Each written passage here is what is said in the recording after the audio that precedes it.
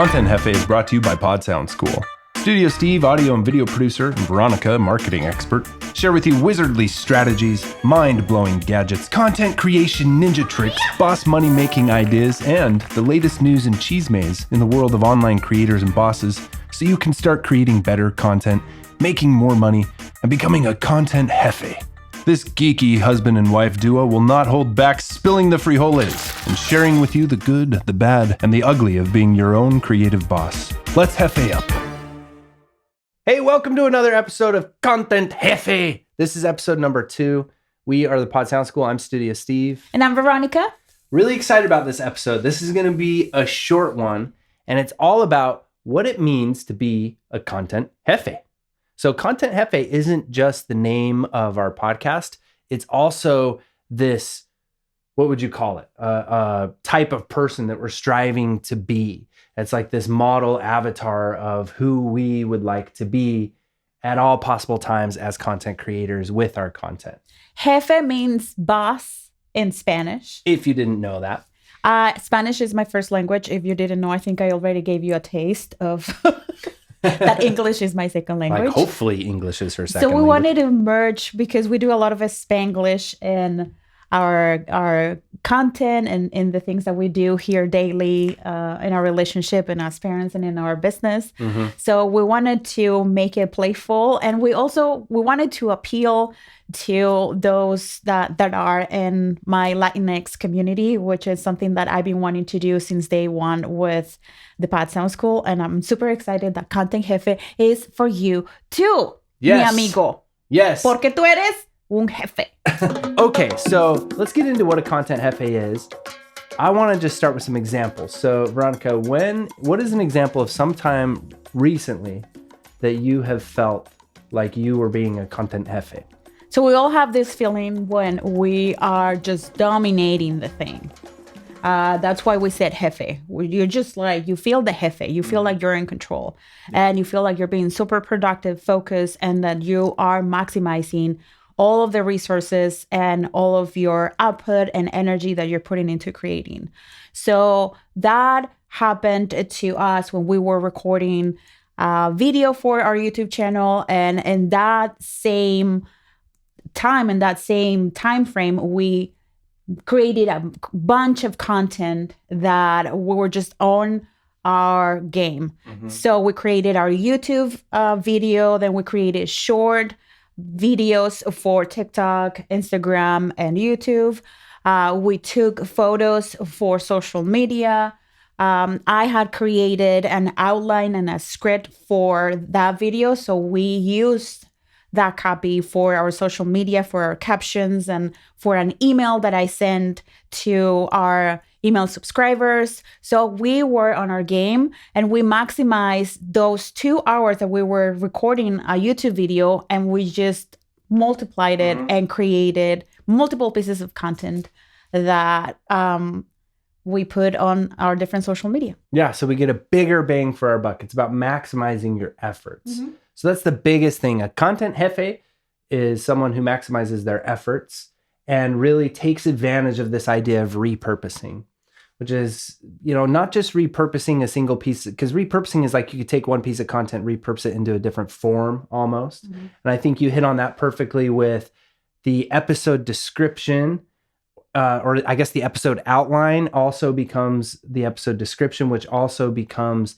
the majority or the body of the email that you send. You just have to add a couple little things and do a few edits to make it a good email. Mm-hmm. But then also we were able to, with the same camera and lighting and makeup and the ideas that we were working on at that point too, we were able to quickly maybe just flip the camera around into a vertical position and make some high quality vertical videos at the same time. Yeah, and that's something that we teach to our students, our clients, and people in our community, is that how they can maximize the time that they have in front of the microphone, the time that they have in front of the camera.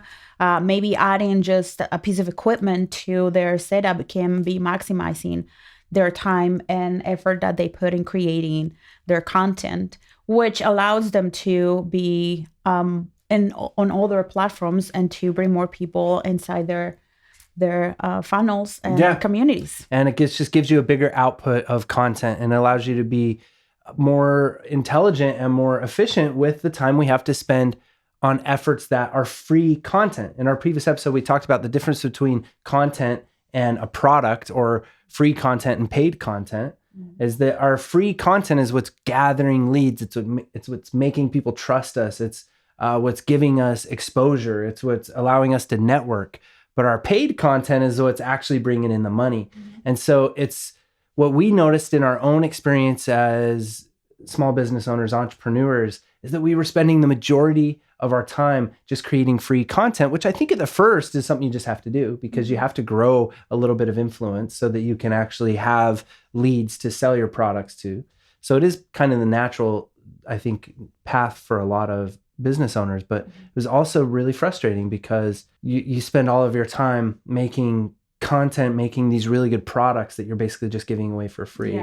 So I think for me, a content jefe is also someone who plans when they're going to make their free content, and during that time blocks that period of time that they're going to make their content. And during that time, they make as much as they can in a very smart, crafty way. You can always take an extra breath, and sometimes taking a pause and taking a step back and analyzing, like, how can I just really quickly, I'm about to record a podcast episode. I'm about to make a YouTube video. I'm about to write an email.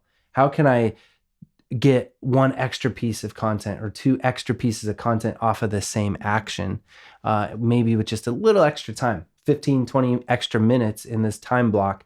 And now I'm like tripling my efforts. Yeah. And I love that you share that, because it's this idea of documenting. When you document, it comes out effortlessly, because you are sharing in real time what you're working on in that specific time frame, which is very, very valuable for your audience, because they get to see the behind the scenes. They get to see you in your zone of genius.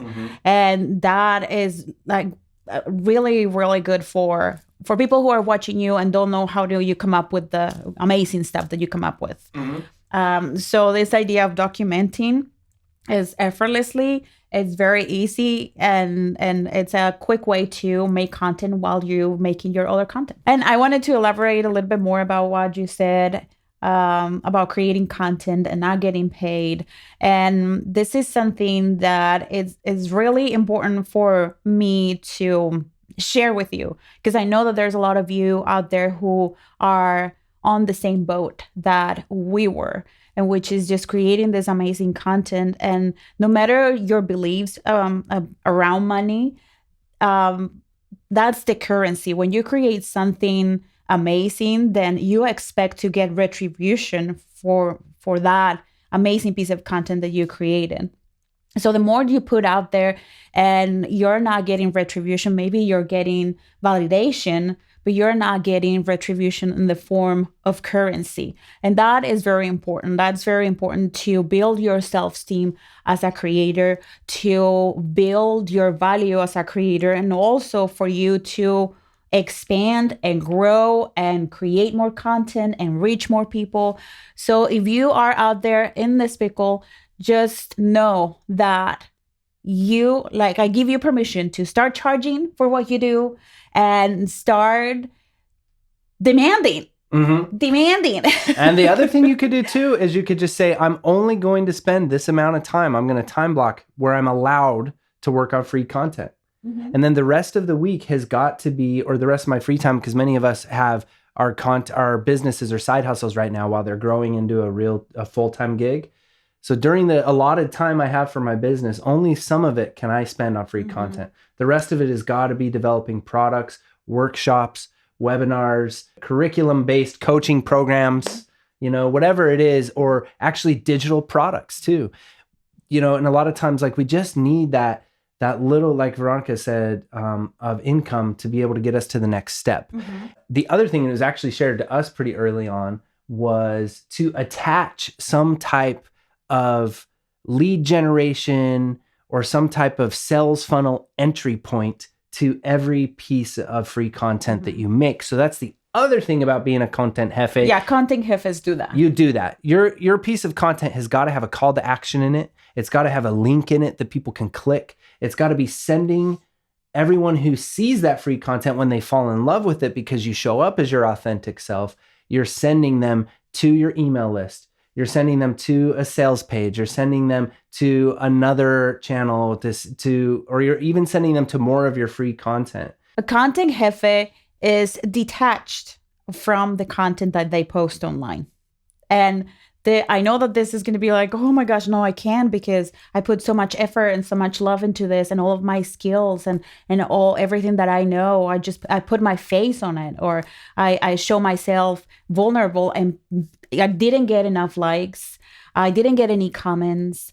People didn't comment on my post, or people didn't comment on my video. And to be Content Jefe is to know that every piece of content that you post is for you to gather data. It's for you to do market research. It's for you to test the waters of what your audience likes and dislikes.